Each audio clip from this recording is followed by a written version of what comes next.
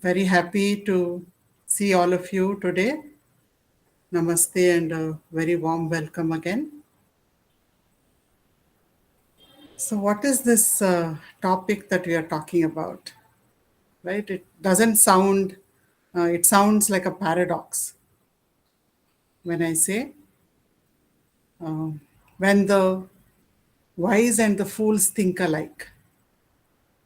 It sounds like a paradox. It sounds very peculiar, right? So it's not what I'm saying. Let me just share my presentation with you. I have actually taken this talk is based on two shlokas from Sat Darshanam, authored by Bhagwan Sri Ramana Maharshi. So let me just share the shlokas also with you. Once our prayer is over,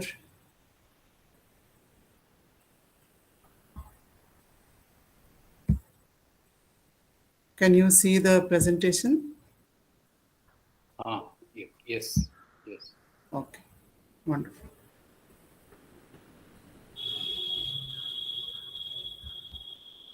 So I'm just basing this talk on shloka 17 and 18 of Saptarshanam, also known as 40 verses on reality. So at the outset, I would like to offer my pranams to the source of my inspiration, Sri Ramana Maharshi, Sri Narasimha Prabhuji, who is guiding me on the path of Atma Vichara, Sri Shankaracharya, and to all wonderful enlightened masters.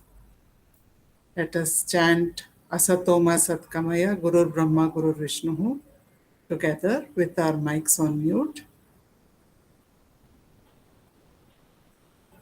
Om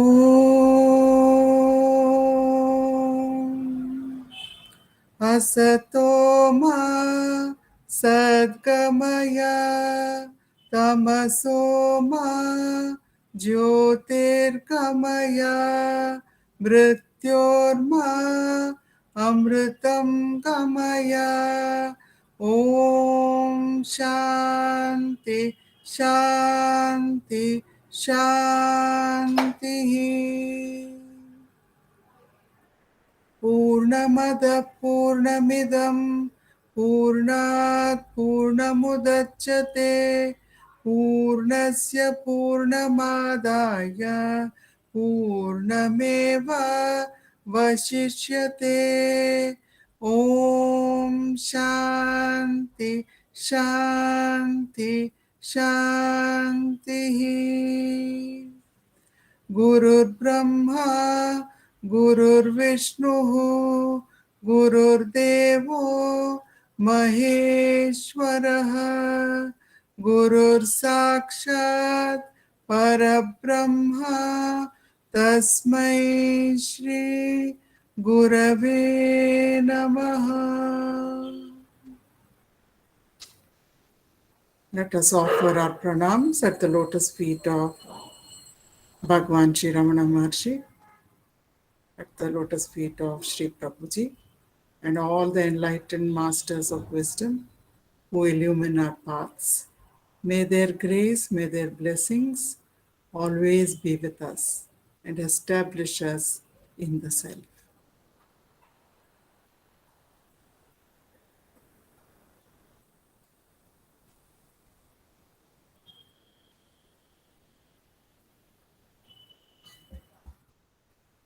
So I'd like to begin the talk by sharing the story of Kamakshi, one of the very devout disciples of Bhagwan Sri Ramana Maharshi, but not very well known to the public. So she was the daughter of Munagala Venkataramaya, who was a well-known figure in the ashram in those days. So she was one of his daughters, and she was a child prodigy. What kind of child prodigy? We hear of child prodigies of all kinds, right?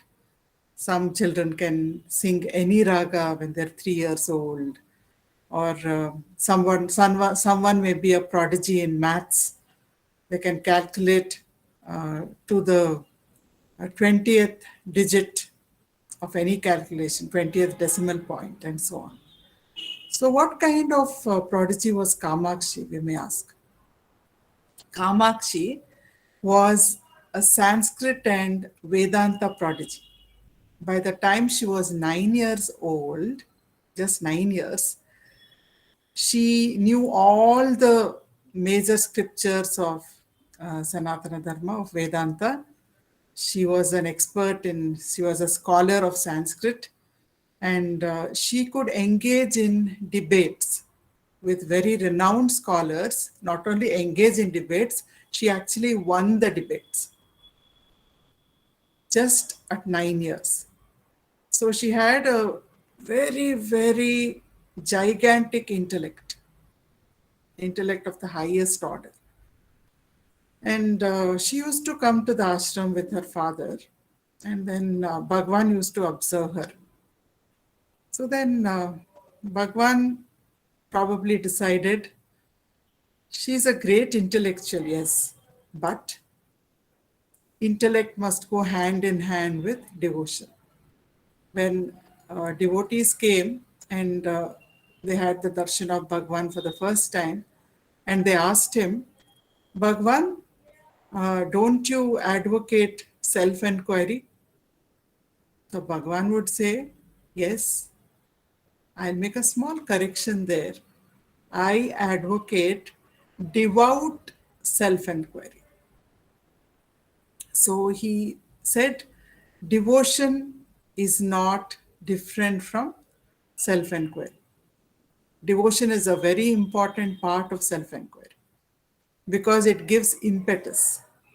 When we are devoted to something, when we love something, we are happy doing it, right? We enjoy doing it. So that love for what we do is important.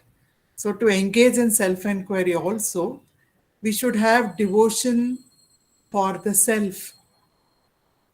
Self is the supreme form of divinity. So we should have devotion for the self. We should have that along with the intellectual thirst to find out our true nature, devotion for Satchitananda, the self that is all pervading, that is in every atom of creation, that shines in every creature. So that enlivening force, energy, which is the substratum of everything. So to that we should have a lot of devotion. So Bhagwan felt that this had to be developed more in Kamakshi.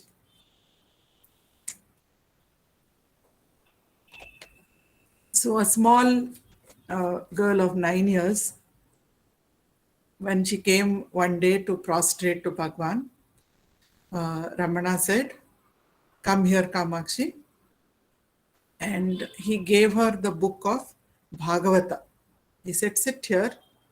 At that time, the darshan hall was not very crowded. Very few people were there.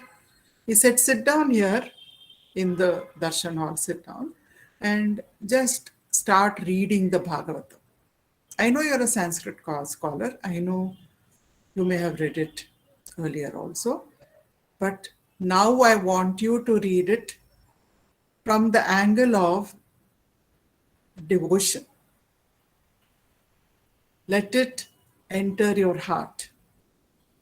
Let it activate your heart. Let your heart overflow with devotion. So Kamakshi sat and she started reading the Bhagavata. And then after some time, more people came into the hall and it started getting noisy. Then Bhagwan called her and he put a bookmark carefully to mark the page where she was reading at the time, and he closed the Bhagavatam and he kept it next to him. And he told Kamakshi, come tomorrow, come every day at the same time, early morning, when it is quiet, and read a little bit of the Bhagavata sitting here. And he made her go through the entire Bhagavatam like that. So in Kamakshi, on one side, there was this very sharp, subtle intellect. On the other side, Bhagwan gave it the muscle power of devotion also, the impetus of devotion. And she started engaging in self-inquiry. And she was very, very incisive. She would penetrate deep into the layers, using layers of her mind, using self-inquiry. And to increase the devotion further, her surrender further, one day when she was sitting in front of Bhagwan, Bhagwan wrote something on a piece of paper and he handed it over to her. Kamakshi looked at that paper. What is written there? And she looked carefully. Bhagwan's handwriting was impeccable. Okay. So she looked at it and she saw Om Namo Bhagavate Ramanaya. That was what was written on the piece of paper. And Ramana asked her to read it aloud. Shall we just close our eyes also and read it with her? 3 times. Can we repeat together? Om Namo Bhagavate Sri Ramanaya. Om Namo Bhagavate Sri Ramanaya. Om Namo Bhagavate Sri Ramanaya.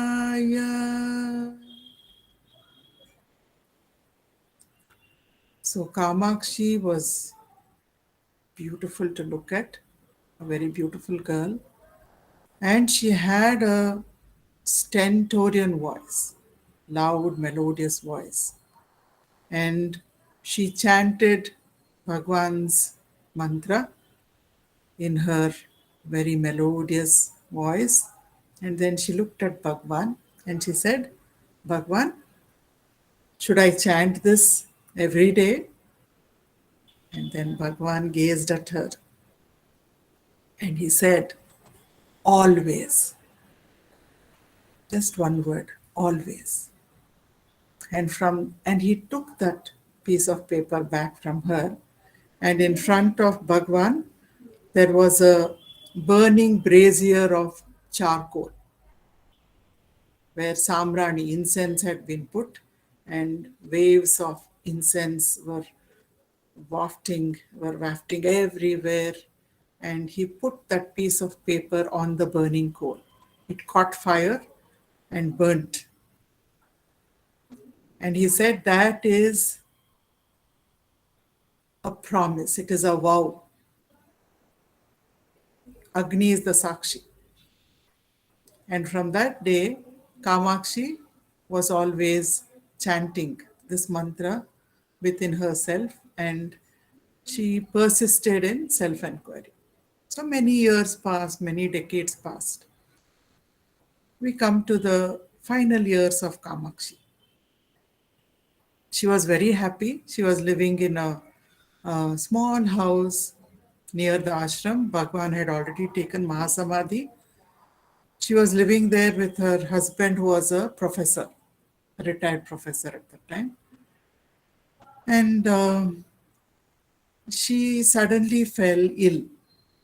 And when they went to get investigations done, it was found that she was in the terminal stages of cancer.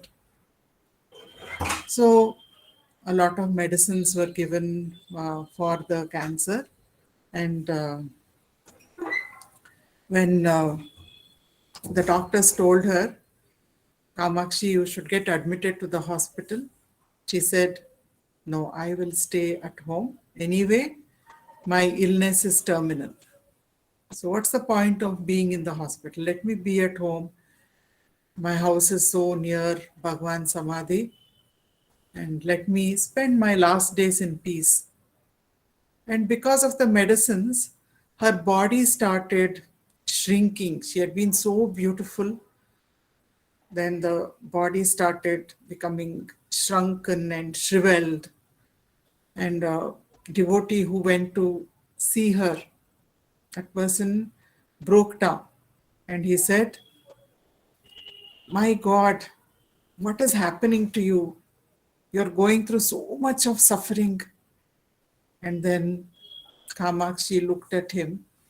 It was actually Bhagwan's grandnephew who had gone, Venkatraman, and Ganesh Venkatraman. She looked at him, Kamakshi looked at him, and she said, "Are you still looking at this body? Don't you know that I am not this body? You are not that body either. The body will go through its suffering. It will go through its prarabdha karma. Doesn't matter. But inside, I am at peace. I am bliss. Nothing is changing inside. Bhagwan's grace is always protecting me. I am in a state of complete surrender to Bhagwan. And I am always abiding as the self." And after a few days, she left the body. But the great learning for us is surrender or devotion side by side with self-inquiry. The greatest impetus that we can have on the journey of self-inquiry. We'll link this up a little later with the shlokas that we are going to study today also.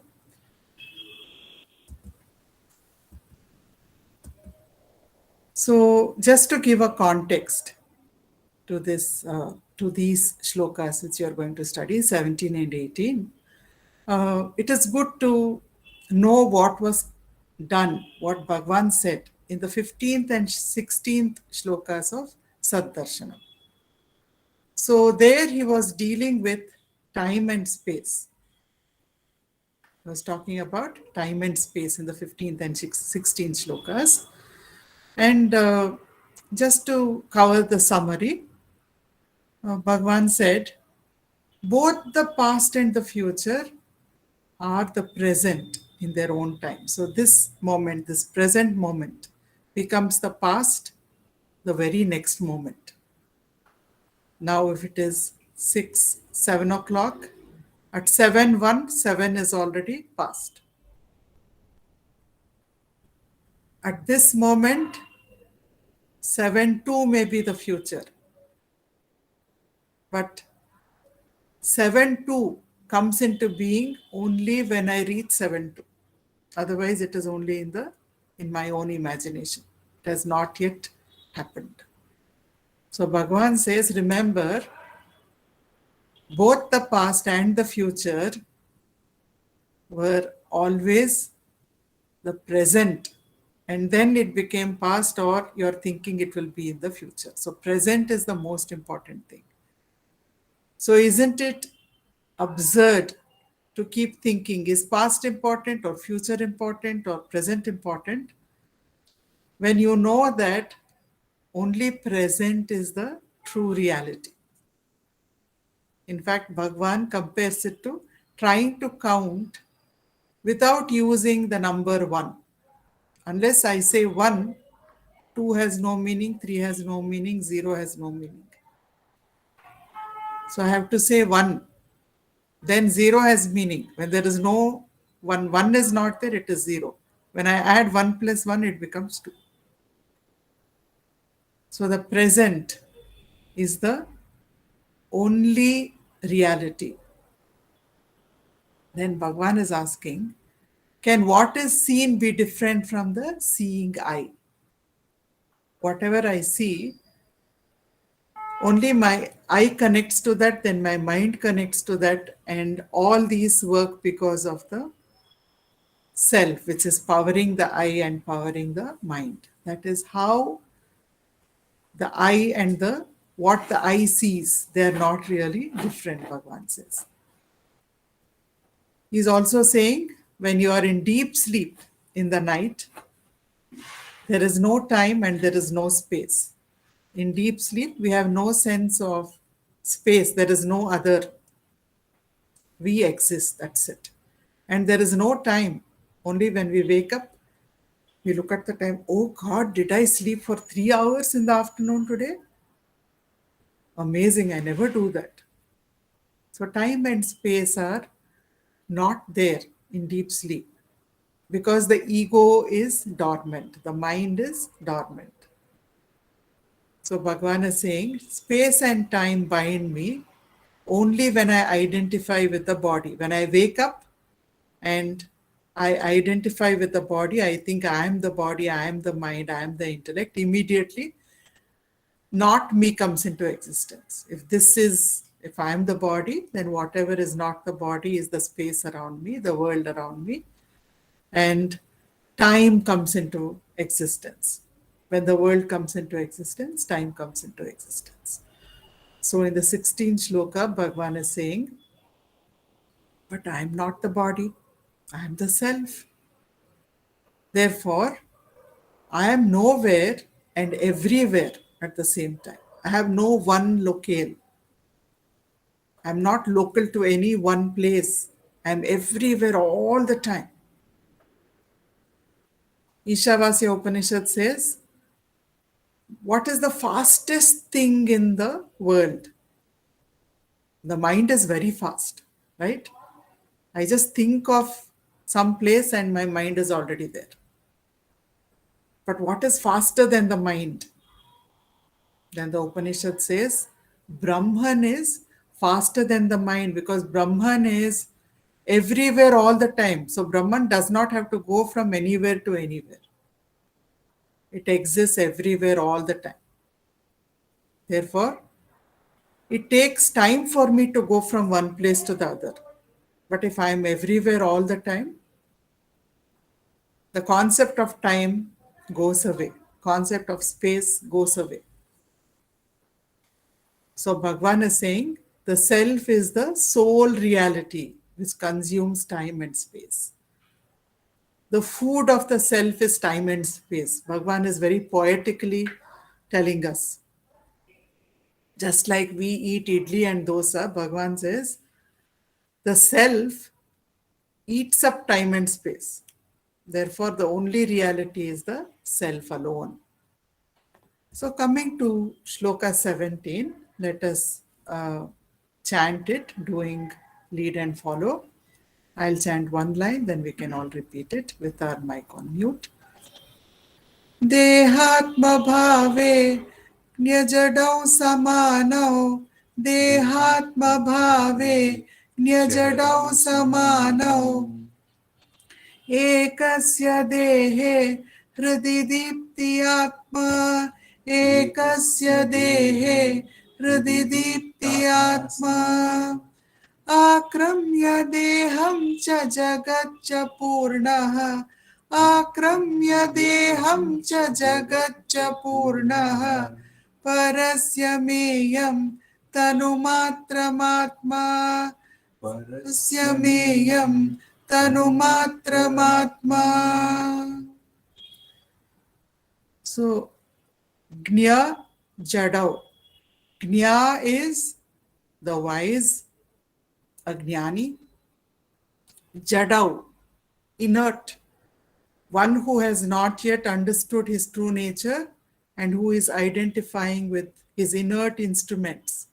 Body, mind, and intellect are inert. Unless they are powered by the self, they are inert, right? So somebody who is identifying with the inert instruments, Bhagavan calls him or her Jadau. So both the Jnani and the unenlightened person who is ignorant, they have Dehatma Bhava. They think I am the body. Samanav, both of them. They think I am the body. Ekasya dehe hridi deepta atma. So the ignorant limit the this feeling of I to the body, whereas the wise thinks that the body is also the self. Neti neti and iti iti. For the ignorant, the Sadguru says, you are not the body, my child. You are not your mind. You are not your thoughts. You are not your feelings. You are not your beliefs. So to make the disciple dissociate from wrong beliefs, he will take him to not this, neti, neti. But once the seeker has become a jnani by dropping wrong idea of I am the body, mind and intellect and being established in the self, then what happens? The jnani sees that even this appearance called creation, even this appearance called the body, mind and intellect, which are instruments of the self, they are none other than the self. So from that angle to the jnani, the body is also the self, but for the ignorant person, he is only the body. For the wise man, he is the body from the point of view that the body is an expression of the self. But for the ignorant, he thinks I am limited to this small 5 foot 6 inches, some 60 kgs body. Akramya deham cha jagatcha purnam. For the wise, the self that shines in the heart and is complete, encompasses the body and the world. Right? So, akramya, it encompasses, it takes over. What takes over? The self. The self is all pervading. It is there in the body. It is there in the world around us. Parasya meyam tanumatramatma. It is subtle. It is infinite. Everything is only the self. So this translation into Sanskrit of the Tamil rendering original composition of Bhagwan, Ulladu Narpadu, the shloka that we just chanted was composed by Sri Ganapati Muni, a very, very stalwart disciple of Bhagwan, a great scholar. And so I'll just read the entire translation at one shot. Both the wise and the ignorant regard the body as I. The ignorant limit the I only to the body. For the wise, the self that shines in the heart and is complete encompasses the body and the world.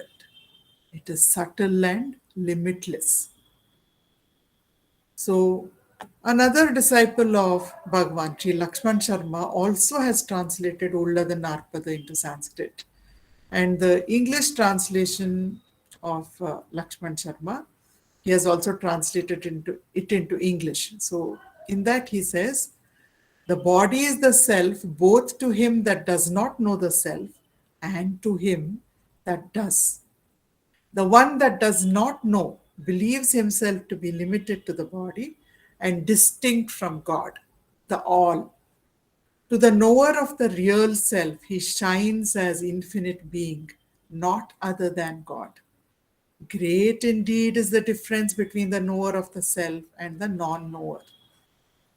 So, these shlokas of Bhagwan are paradoxically written. Very cleverly, Bhagwan begins the first line by saying, to both the wise and the fool, the body is the self. And in the last line, Bhagwan ends by saying, great indeed is the difference between the knower of the self and the non-knower. So very beautifully rendered. And I was contemplating on this shloka and I remembered this story.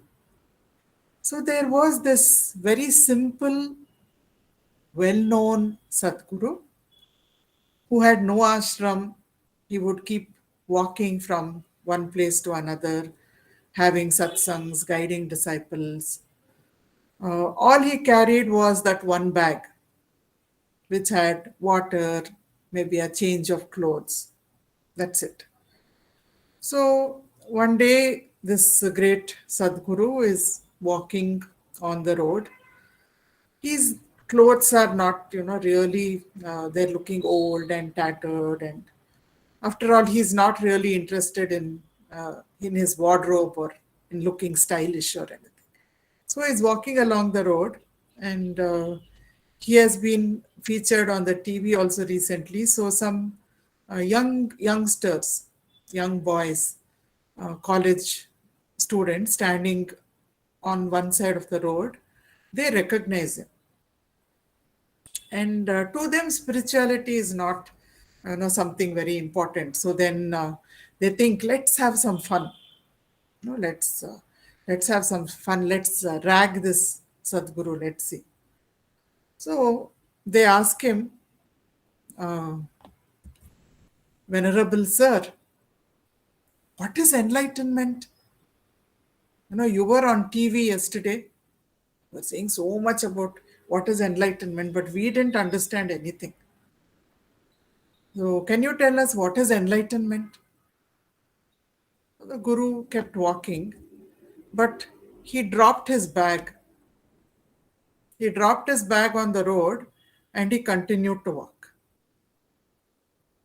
Okay. Then these people got alarmed.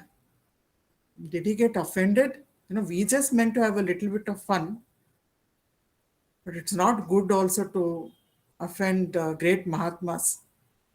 What if he curses us or something? And so one boy started running behind the Sadguru. And he said, Sir, sir, sir, Sadguruji, we didn't mean to offend you. We just wanted to know what is enlightenment. So he came back and he picked up the bag and he started walking again. The Sadguru came back, picked up the bag and started walking again. Now the youngsters were really puzzled. They said, we know you're trying to tell us something through your actions. You're not talking to us, but by dropping your bag and then picking it up and walking again. You dropped your bag and walked away. Then you came back, picked it up, and again you're walking. You're trying to tell us something, but I'm sorry, we don't understand what you're trying to say. Can you explain, sir?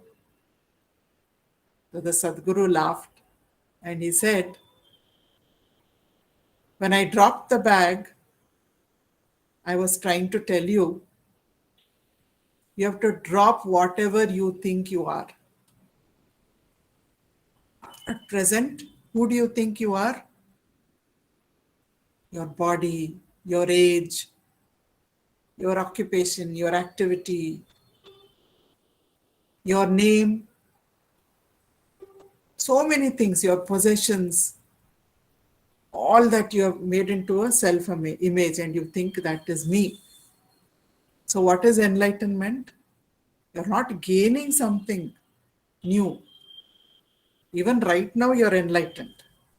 So what is enlightenment?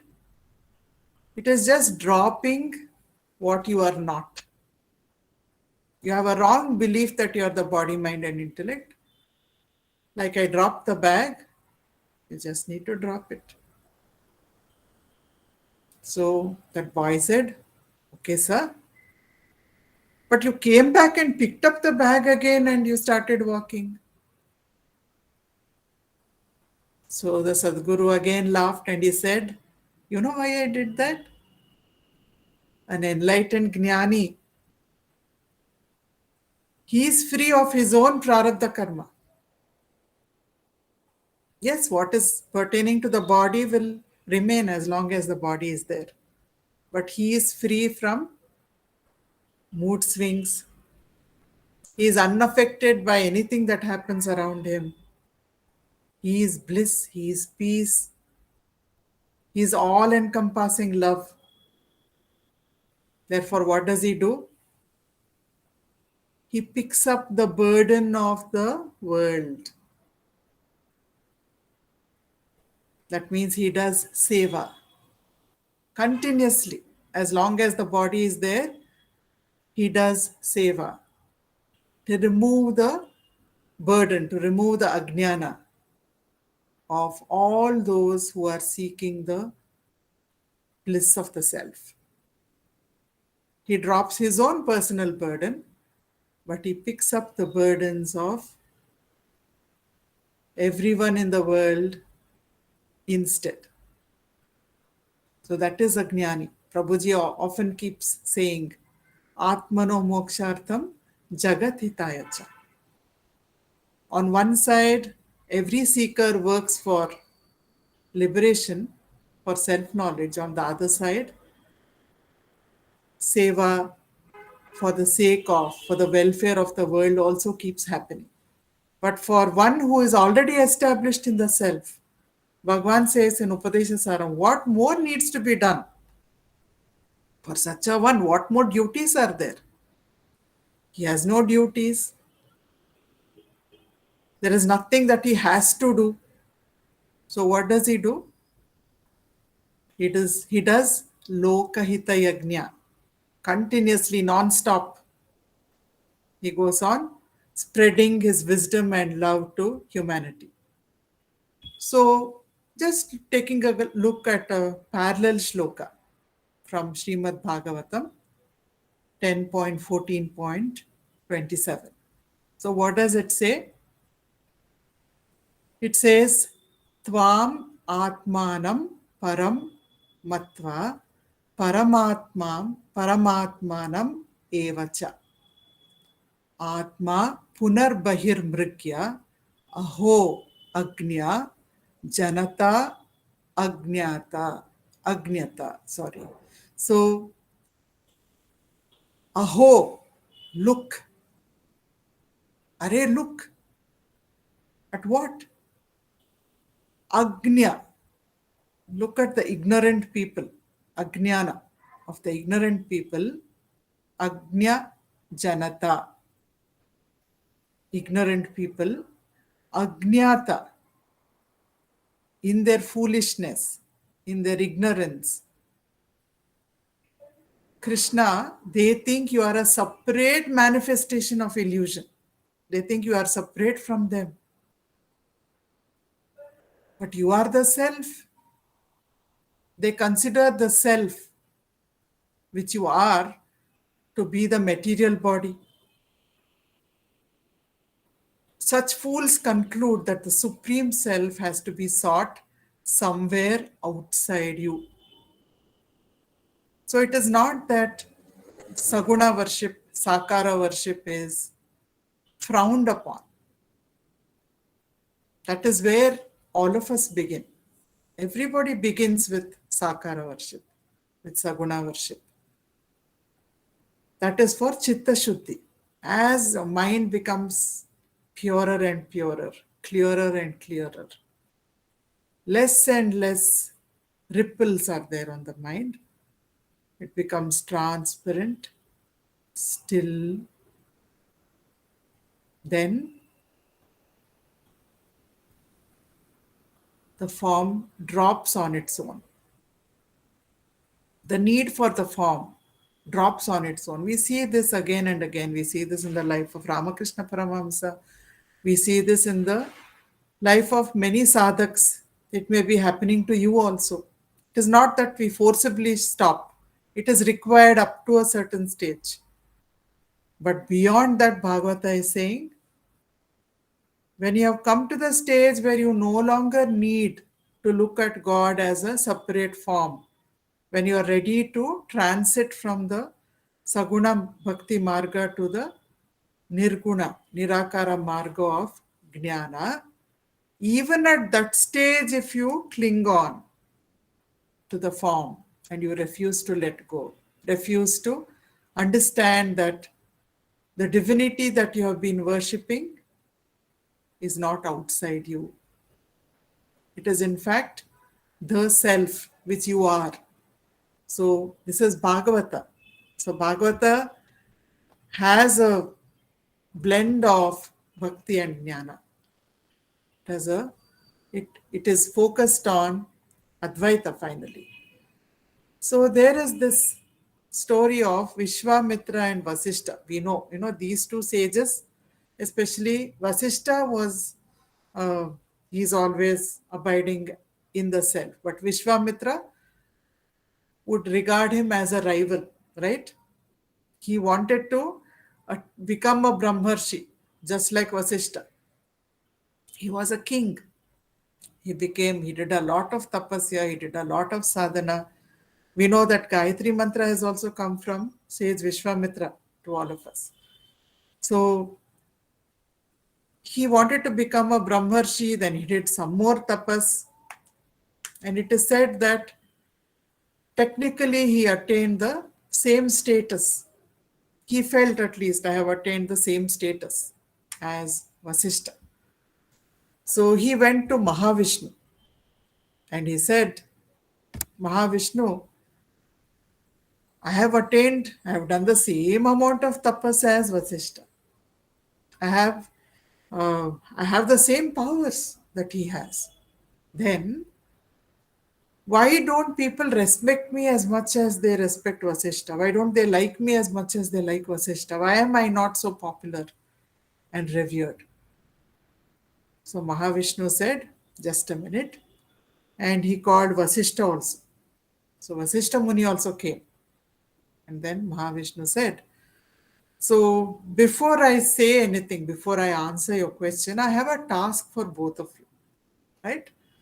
So go down to in Bhuloka, feed 1,000 people, 1,000 people who are lower than you, and then come back. Let me see who finishes this fast. The one who finishes quickest, let me just see. So both of them go. In a few hours, Vishwamitra is back. He says, my lord, I finished feeding 1,000 people who are lower than me. So Vishnu says, yes, sit down, let's wait for Vasishta. 1 day is over, 2 days are over. Finally, on the third day, Vasishta Muni comes. And Vishnu says, okay, did you complete feeding 1,000 people? And Vasishta says, I could not find anyone lower than me. I looked everywhere. Wherever I see only God, I see only the self. So how can I feed 1,000 people lower than me? So then Vishnu does not say anything. He just looks at Vishwamitra with a smile. That's all. And Vishwamitra understands. Neti neti is good. Iti iti is also important.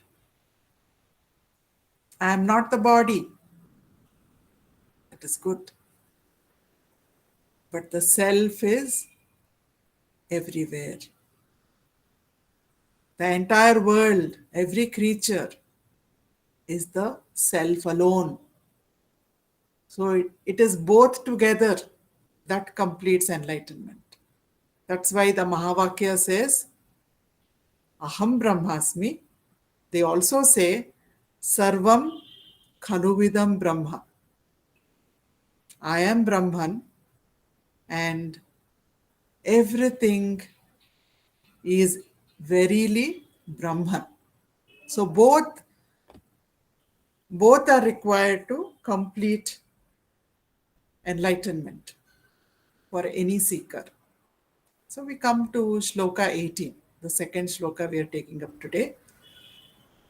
Let's just chant it, lead and repeat as we did last time. Agnyasya Vignyasya cha Vishwamasti. Agnyasya Vignyasya cha Vishwamasti. Purvasya Drishyam Jagadeva Satyam. Purvasya Drishyam Jagadeva Satyam. परस्य दृश्या श्रयभूतमेकम् परस्य दृश्या श्रयभूतमेकम् सत्यं प्रपूर्णं प्रविभाति अरूपम् सत्यं प्रपूर्णं प्रविभात्यरूपम्. So again Bhagavan is doing it. He's saying, for both the ignorant and the wise, the world exists.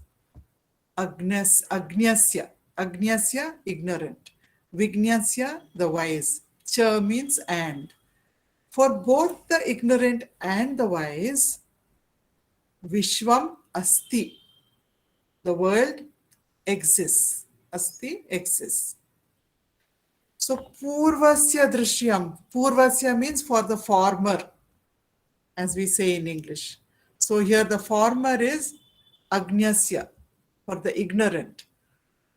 The ignorant regard the world alone as real.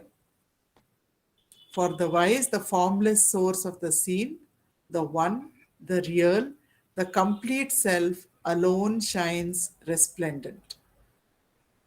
So we are saying in the shloka, for Purvasya, for the Ajnani, only the world is real.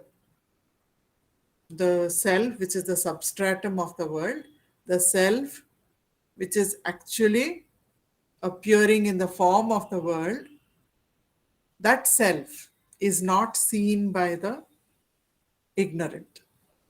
Ignorance, actually, we can understand ignorance as ignoring the self. The self is ever present. The self is everywhere. The self is everything. And yet, we are beguiled by the name and form because we have identified with the body. With our own name and form, we have identified.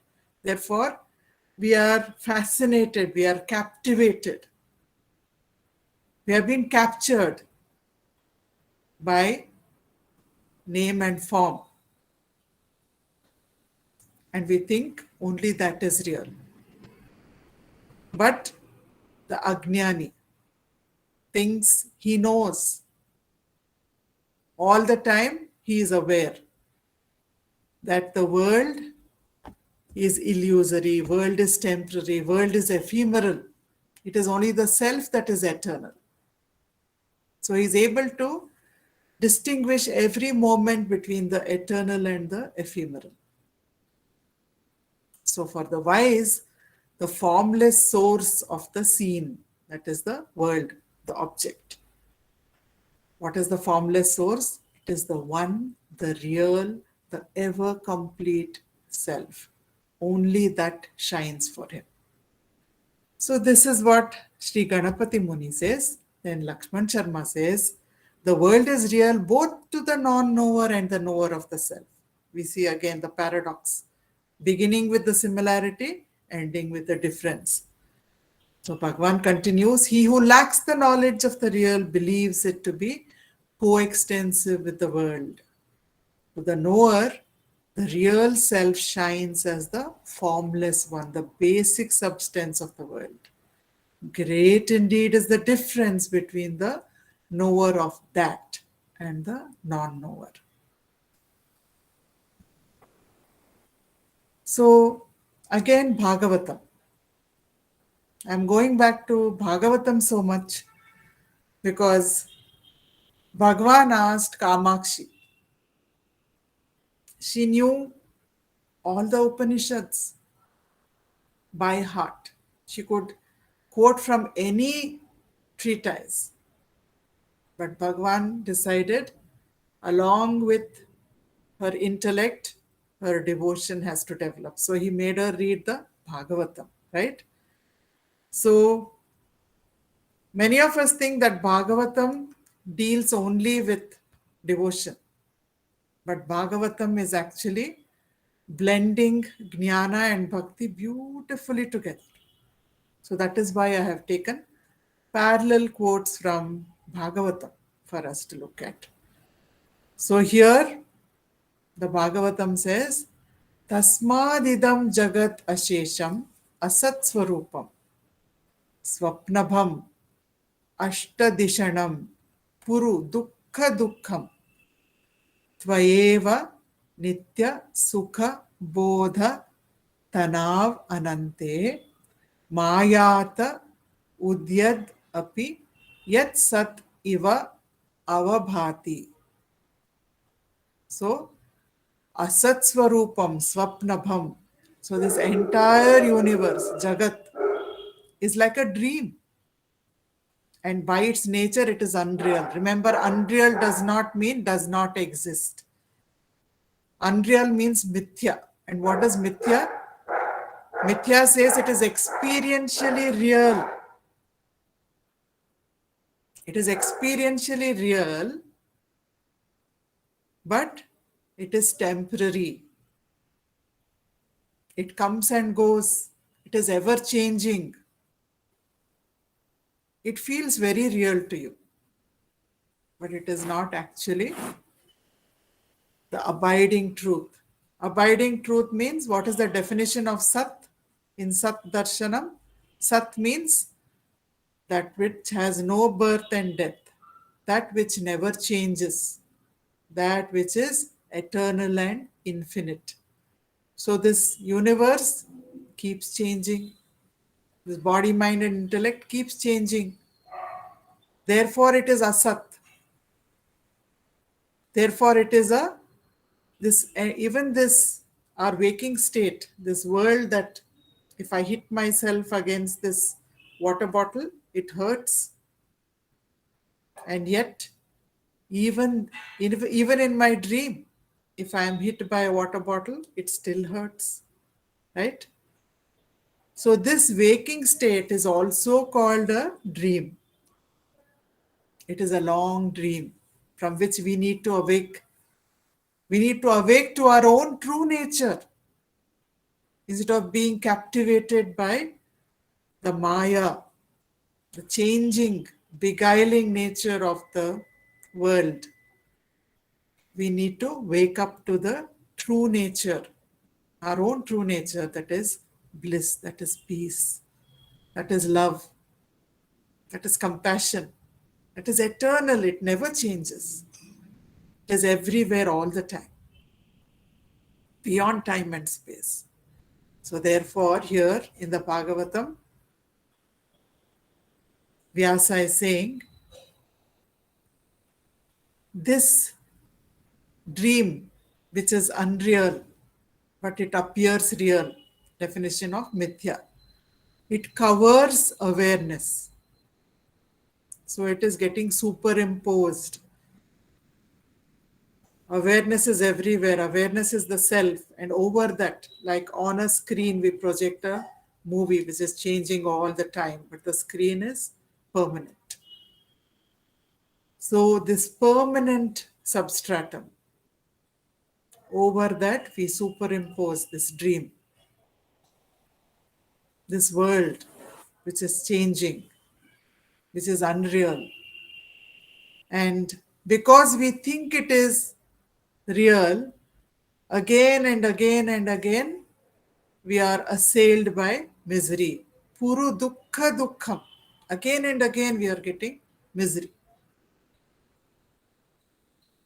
It appears real because it is manifested by the potency of illusion or Maya emanating from you. You means Krishna, the self. But the self alone is ever shining. It is reality. Then Yoga Vasishta also gives this example, the famous rope and snake example. Swami Anubhavananda makes a joke of this. He says, when I go somewhere, if I ask people, do you know Vedanta? Are you familiar with the truths of Vedanta? Everybody says, yes, yes, Swamiji. Rope and snake?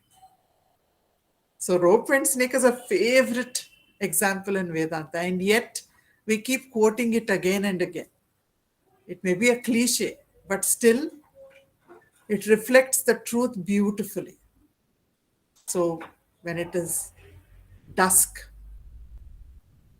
just a little bit of light is there, almost dark.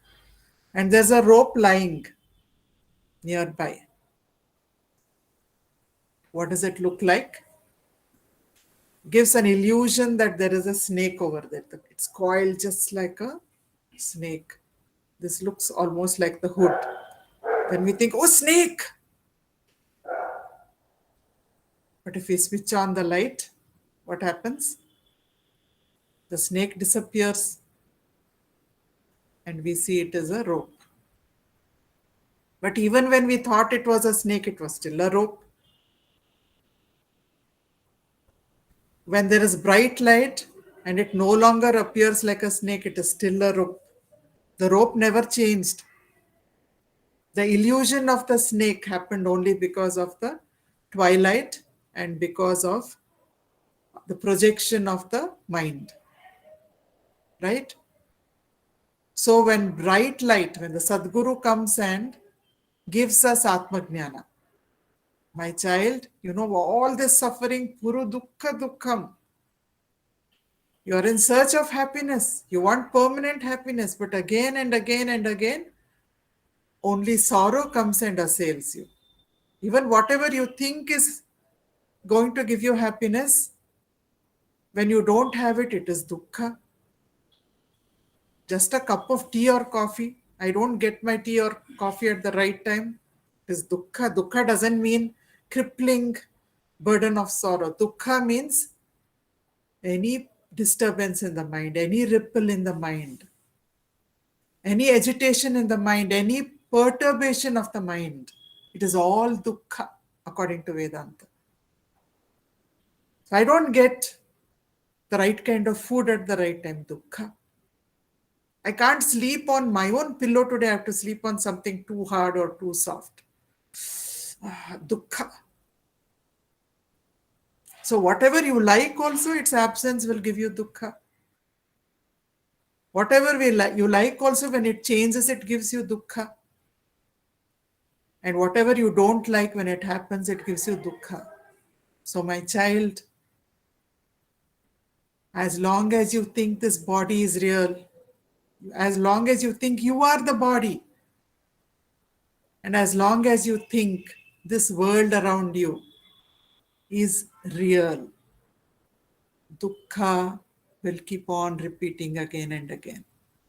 That is like the snake that appears on the rope, but it's not real. It appears to be real, but it is not real. But the rope is real. The rope was unchanged when the snake was projected on it. It was unchanged when the snake disappeared. It was always present. So also is the self. It is always present. The problem is that you are not recognizing it. So when you don't recognize the self, the world appears very, very real to you. But when you recognize the self, when you recognize the substratum as your true nature, then the world disappears. It doesn't mean that the world, outer world projected by Ishvara, disappears. What disappears? The inner world, the Vasana package, which is making this entire world dukkha for you.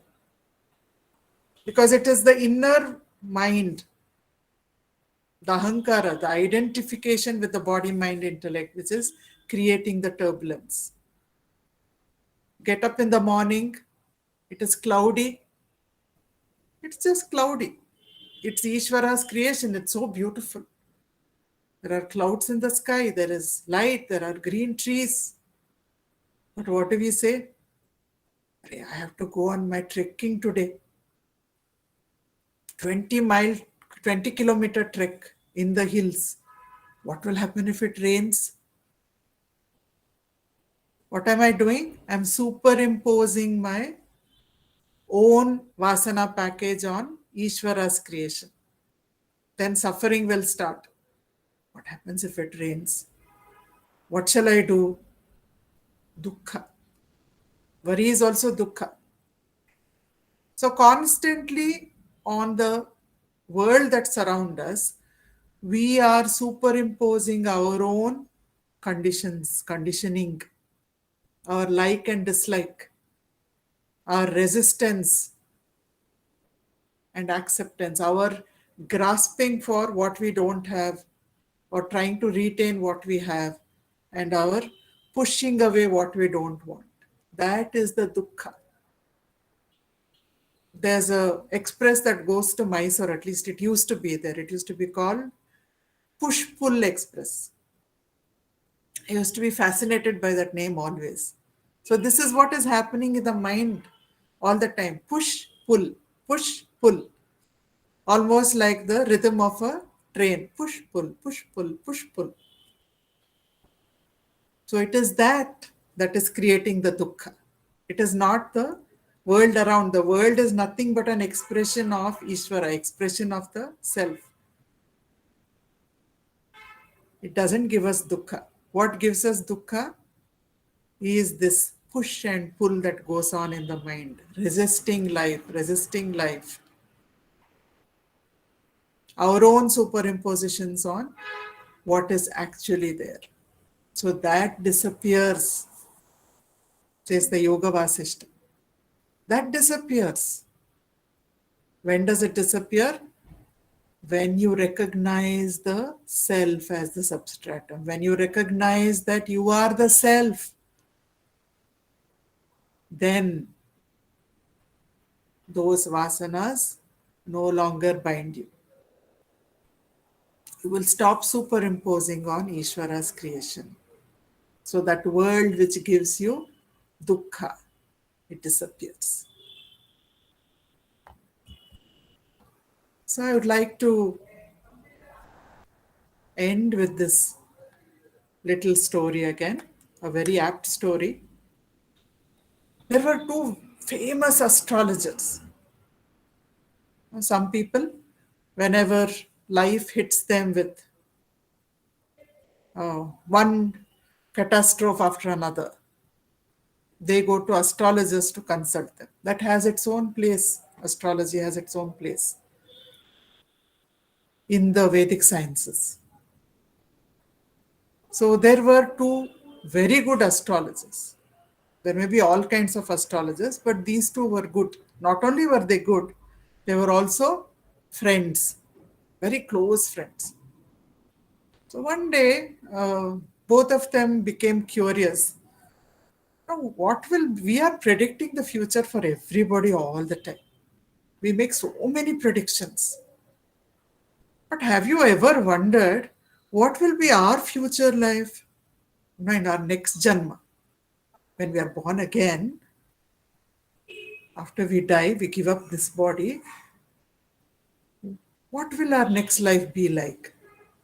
So both of them sat down and they did all kinds of calculations. And then what did they find? They found that what is the prediction? It is Jyotishya is predicting that one of the astrologers is going to be born as a buffalo. Born as a buffalo in the next lifetime. Whereas the other astrologer is going to be born as a mosquito. So buffalo and mosquito. Then both were a little upset. They said, Arey, this lifetime we are such scholars and we are so respected and everybody comes to us, and next life you are going to be a buffalo and a mosquito. Then that astrologer who was going to be a mosquito, he said, at least you are going to be a buffalo here. Look at my fate. Just one insect? No. And they also found, the prediction said, both of them would meet once in their next lifetime also. So this mosquito astrologer said, Arey, my dear friend, buffalo, when you are born in your, when we are born in the next lifetime and we are going to meet once, then I'm going to ask you a favor. You please, when we meet, you kill me. You kill me because I don't want to live in that mosquito body. How long will I live in that? I want to go on to higher bodies. I want to go on to higher lokas. I want to see God. I want to understand my true nature. Why I don't want to be trapped in that mosquito body. So they make a pact. All right. That's what we'll do. So both of them die. And in their next life, one becomes a buffalo and one becomes a mosquito, just as they had foreseen. Okay.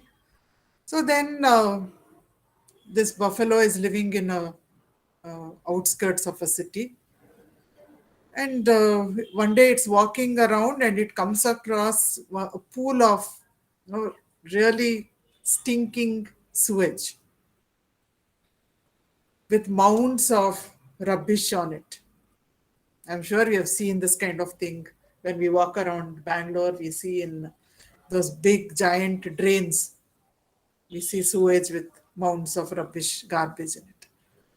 So there were so many mosquitoes flying around above that cesspool. And this buffalo was just casually looking. He had kept that, he remembered what he had promised his friend, that he has to find the mosquito and kill him. So he's looking around and then he saw all these mosquitoes and he was looking at them and suddenly he recognized, hey, that's my friend. He's right there. But I have to walk through this whole cesspool. It's all right. I have promised him, so let me keep up my promise. So he, with great difficulty, he wades through that sewage pool. He comes to that mound on which that mosquito is sitting. And then the buffalo has raised up its hoof just to kill that mosquito. This mosquito says, hey, buffalo, what are you doing? Why are you doing this? I never did anything to you. This is the first time I'm seeing you, in fact. I didn't even come and bite you. Why are you trying to kill me? Mosquito doesn't remember. So then the buffalo says, Arey, my friend, don't you remember we were astrologers in our past life? And we made a pact. You asked me to kill you so that you can go on to higher bodies, higher worlds. Mosquito said, are you crazy? Look at my world. It's so beautiful. Can you see? Look at the perfume of this water. Look at this beautiful mound on which I'm sitting. My world is beautiful. My life is beautiful. I have a lovely wife and children. Don't kill me. Don't come near me. I love my world. It's a very, very wonderful world for me. I want to keep living. And so the buffalo went away. So that should not be the story of seekers like all of us, right? This world feels beautiful, looks beautiful. Again and again, the snares of Maya are thrown upon us.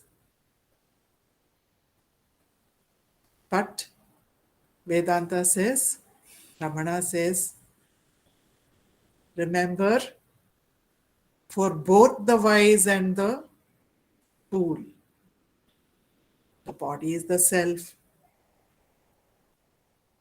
For the fool, it is the self with a small s, and for the wise, it is the self with a capital S. The body and the world are an expression of the self for the enlightened being. For the unenlightened, the body is me and the world is real. So if we go on holding on to the illusion that the world is real, the delusion that I am the body, I am the BMI, then Vedanta says it is like this mosquito who thinks that sewage smells like most wonderful perfume, that the mound of garbage on which it is sitting is beautiful. Again and again, life will throw misery. Life will throw misery at you because of the push and pull of the vasanas inside, like and dislike, raga and dvesha. So Bhagavan says, be like the wise man to whom the body is the self because everything is an expression of the self. Iti, iti, iti. Be like the wise man to whom the world is an expression of the self. And be like Vasishta Muni, who sees the self everywhere, in every being. So no being is lower or higher to him. Be like Kamakshi. Cancer was racking and destroying her body, but inside she was bliss, she was peace. So that is how one conquers the world, not like Alexander the Great, conquering country after country and expanding boundaries, but like the Jnani who starts abiding in the ever present, eternal, infinite self, which is everywhere all the time. There is only the self, and everything is the self. So let us close our eyes for a few minutes.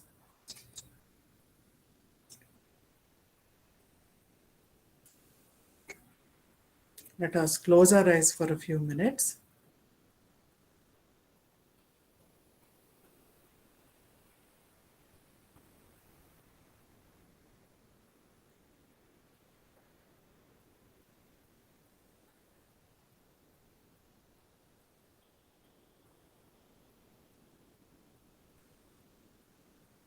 The body appears to be my true identity.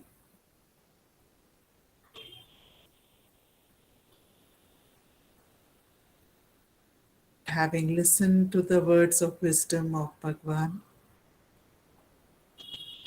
of all the wonderful scriptures,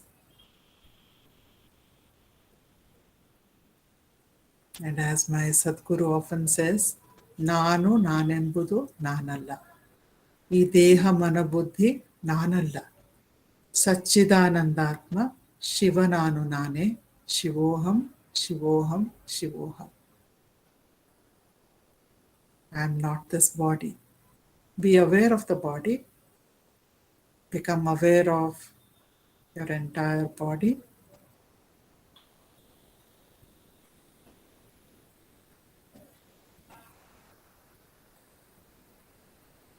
Become aware of the sounds around you,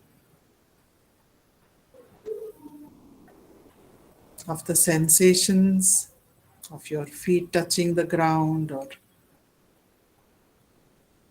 the contact with the seat on which you're sitting, contact of the clothes with your body.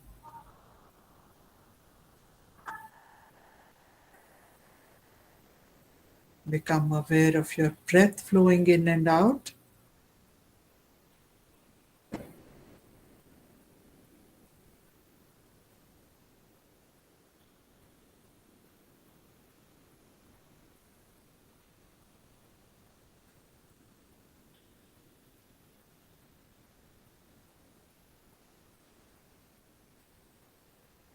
Shift your focus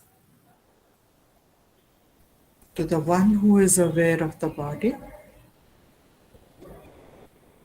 to the witness who is listening to the sounds around, who is aware of the sensations of contact.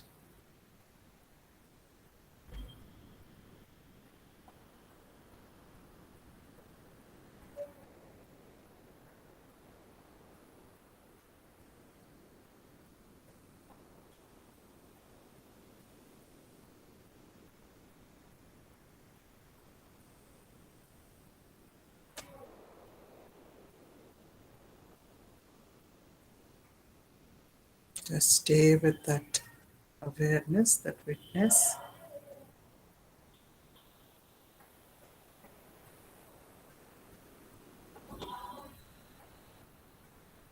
who is beyond change.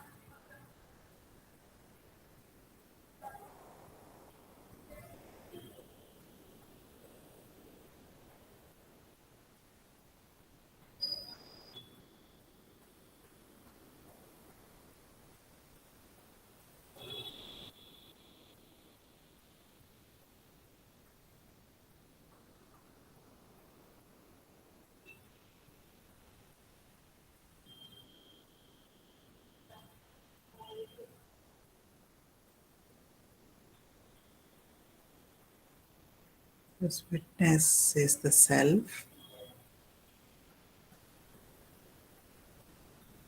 which is not powering just this body, it is everywhere.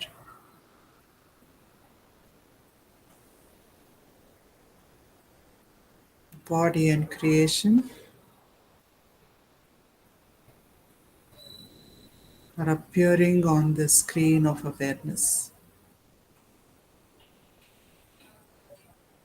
Just stay with the feeling I am, I exist, I am aware that I exist.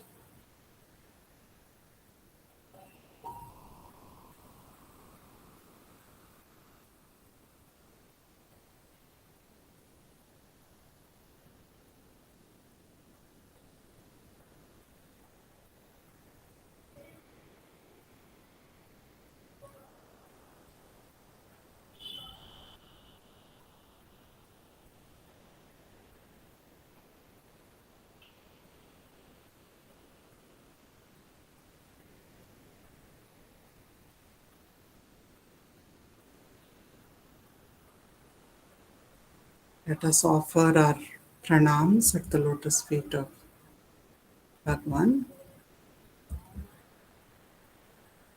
and our gratitude for this wonderful wisdom. May His grace always be with us. May the awareness generated by this Jnana Yajna and the grace of all the enlightened masters establish us in the self.